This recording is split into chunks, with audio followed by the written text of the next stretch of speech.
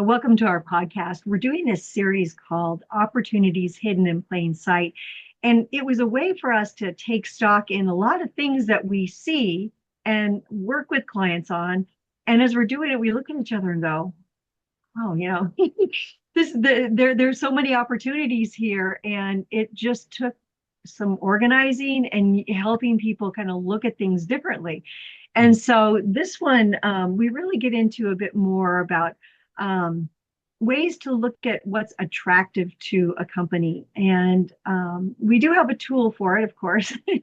And it helps the organization align and communicate with each other about what is important. And then also, how their different options rate. And, sometimes everyone thinks that something looks good, but they're using different yardsticks to measure it. And so that's where, Tom, do you want to open with one of the examples that, that we've seen where this helped people?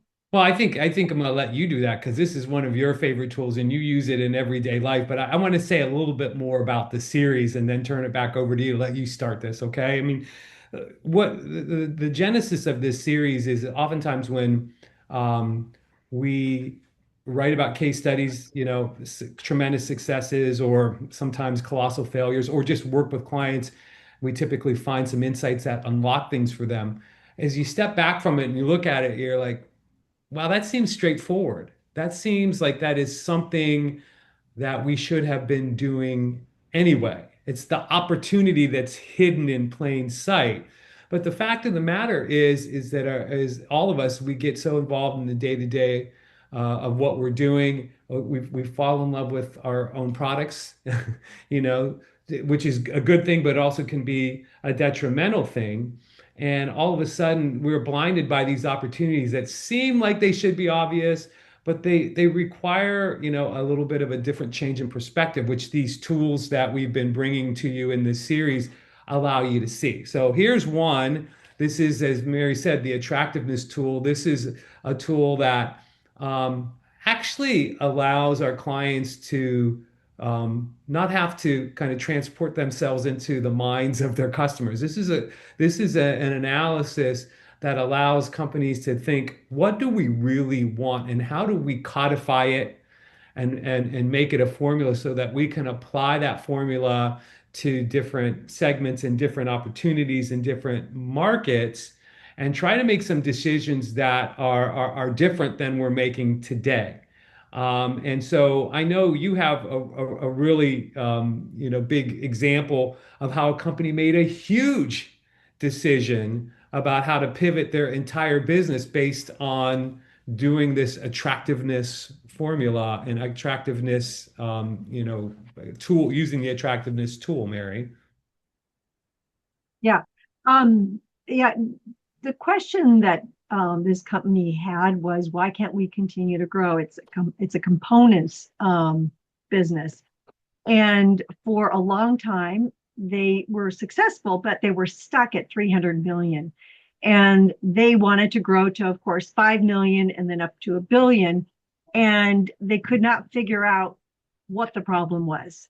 By the way, they were serving the automotive industry, which is a tough one, but we took them through our normal tools and they segmented the marketplace and their customers and potential customers, and then they agreed on what the criteria of attractiveness was to them. Often it's like that, they pay their bills, that they are collaborative, that they are, fairly innovative, especially if in this case, this company was coming out with new things. And then they rated their options. And in this case, the options were the different customer segments. And when they got done, they stepped back from it and they said, every single segment that we're looking at, we're scoring less than 300, meaning 30%. We don't like any of these segments that we're looking at when we Yeah, Mary, compare the scale them is one onto to our thousand. yardstick. The scale is 1 to 1,000. So I want to explain It a little is. bit what scores of less than 300 mean. It means that, this is a particular analysis where you kind of state and weight the criteria of a segment or a marketplace what does good look like? And you weight those criteria, typically 4 or 5, and then you score your different opportunities on a 1 to 10 scale according to those criteria. And the best possible score is 1,000. And most companies will have at least one of their opportunities or segments that'll score 700-ish, And here's a case where every single segment that they scored was less than 300, right, Mary? Right, right. So what they realized was is that really none of those segments were attractive to them. Usually, as Tom had said, when you get up over 500 or the equivalent of about 50%, they satisfy about 50% or greater of your needs. So when no one satisfies more than 30% of your needs, that means that either you need to resegment or you're in a market that no matter what, you don't like them, and you're probably not going to achieve any of your goals because in that criteria are your corporate goals. So what they did was they said, let's switch over. It was hard because internally the company was sold on, staying with the automotive industry because that's what they knew. But once they pivoted and they started saying, let's go after the electronic manufacturing components, the personal phones and things like that, they ended up being able to go over $1 billion. And the score, of course, was way up there. And so, for example, if you drop your cell phone, there's a cushion in there called Poron, and they used that material in this new industry. And of course, we're all grateful for that. Or if you hit the phone, it lights up. That's a chemical reaction that they were able to come up with and then transfer over. So the point on this story is that if you use something that you don't realize that your company's tangled up, but internally everyone's looking at different things and you're stuck. It's a really good time, as this one company did, to say, wait a minute, let's just have a scorecard of what we want. And then, as Tom said, the way that we're going to rate it, with the 1 to 10 scale and a weighting, and then see what are our options that are out there. And you might find that number one, you're aligning better, and two is either there's something you need to focus on, or you need to completely, find a new area to focus on. Tom, you said you have an example too. I do, but I was wanted to say in that company, Mary, that you were working with at the time, after it's all said and done, and they make the pivot to this new industry and they're having success, they go, "Why didn't we see this sooner?" It was an opportunity that was hiding in plain sight, but you could also see why it took it took a while for them to come to that realization. I mean, they thought that they were in the industry that they were supposed to be in. It took this kind of a tool to kind of to realize that they were in the wrong spot. Seems obvious in hindsight, but it wasn't obvious to them at the time, right? Right, right, right. Mine is a not so dramatic pivot. It's actually just a pivot to a different strategy rather than a different industry. The client who shall remain nameless was in a sort of a nutritional, let's call it a nutritional field, something that a product that was sold at retail, but also could come with the endorsement of health professionals and other entities that approve these as the types of products somebody might need to reach a certain goal. Let's just put it that way. And they had placed all of their focus on the retailers and trying just to make sure that their product was properly merchandised and had visibility, within the retail outlets. Well, when they did the same thing, when they segmented retailers and when they ran an attractiveness exercise against the retailers, they were like, we don't like any of them. They beat us. They all beat us up. They're all tough to work with. It's sort of a necessary evil, but it kind of forced them to start to look at, what are the other avenues to market? And it was at about this time that the company had also created a stakeholder map that showed that in this particular field, the healthcare professionals were gaining power, and end users were the people that actually bought and used the product were actually feeling stronger and stronger about their ability to make a decision for themselves.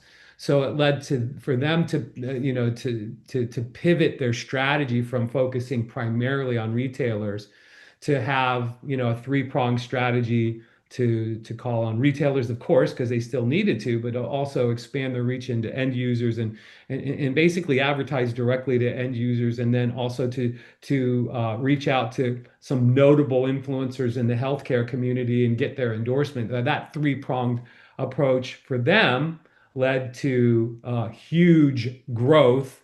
And it all is because they use this attractiveness exercise to look at it and go, wow, nobody scores very high, which is kind of unusual, but it does happen in both of these cases. Mary, what's kind of more of a normal result from the attractiveness exercise? Yeah, well, like I said, typically are using it after segmentation to look at different customer segments, and there's always a couple of them that look like they're more attractive to go after, which hopefully, companies, along with the ability to win, make a decision on, where they should deploy their resources. Um, so I think that is one of the uses of the tools. That's one of the biggest uses. But this tool, as Tom said, it really helps you with opportunities in a lot of different ways. Like if you are considering hiring different candidates and your company is stuck, or you're talking about different market spaces that you want to go into, it gives you a way to start to really align around what you guys want as a company. What do you want? Because otherwise what happens is there are these pocket votes, meaning everyone walks around and the CEO will go, hey, we should go after this market, and everyone will go, oh yeah, that's a good idea, and then he goes, hey, we should go after this market, and goes, okay, that's a good idea. And so all these hallways discussions never really properly get put on the table, and then everyone agrees that yes, of all the things, because we only have a finite amount of resources, time, energy. And so really it has to have that kind of a yardstick, that discipline to say, not all opportunities are equal. And, even if we're looking at candidates to hire, it's the same thing as, why do we want to hire someone into our organization, and what makes them appropriate for us to hire them? So it's, it's an alignment is the biggest problem that companies have. And this is the best way to figure out alignment, basically. Yeah, it's fundamentally an alignment tool. Most companies never take the time to do this. And so, the idea of what's a good opportunity look like or where should we be focused never really gets settled. And that leads to, a lack of clarity, chasing everything that comes along versus, really putting resources against the best opportunities, and just being, disciplined, which Yeah. companies, the stockholders probably expect you to do that. So there's no real reason not to use this tool other than you don't know it exists, or you don't take the time to get everybody together to agree on the formula and the rating process, which doesn't take very long. Yeah, I think one of the secrets to doing it is coming up with what the ideal looks like. It sounds like it would be fun and easy, but what we find that we try to push customers to do, or our clients, is what is your ideal client, or your ideal segment, or your ideal market, or your ideal candidate? And you have to start there, and you have to be, really truthful with yourself about what that is first. And then, of course, the yardstick of what does good look like, as Tom was saying. Sometimes companies even have like a criteria for each one of those, that, a 10 is, they're this, they meet these criteria, and a 1 is this, and in between. So it's like each one of them gets a metric on it. You can go crazy with these kind of things, or you can keep it a little bit lighter, but in either case, it definitely helps align the way that your company's thinking, and hopefully the way that you're aligning resources. Yeah, one of the tricks I think for that formula, which I think is the hardest part, is defining the formula, is to think about attitudes, behaviors, and firmographics. So I mean, we deal in B2B, so you could say attitudes, behaviors, and demographics of the ideal segment, the ideal candidate. But when you're talking B2B, you're talking about markets, you're talking about segments of companies, enterprise segments. So, you want that formula to represent what is, the ideal attitude that a market or really more like a segment would have. What are the behaviors that we as a company love?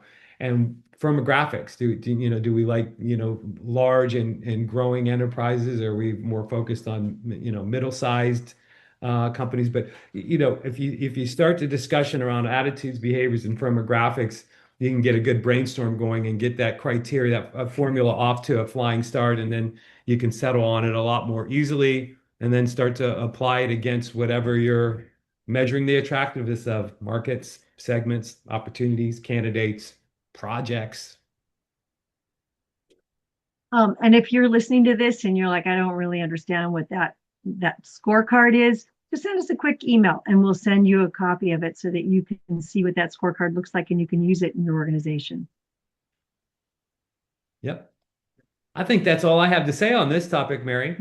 Well, yeah, thank you very much. Good luck. Thank you.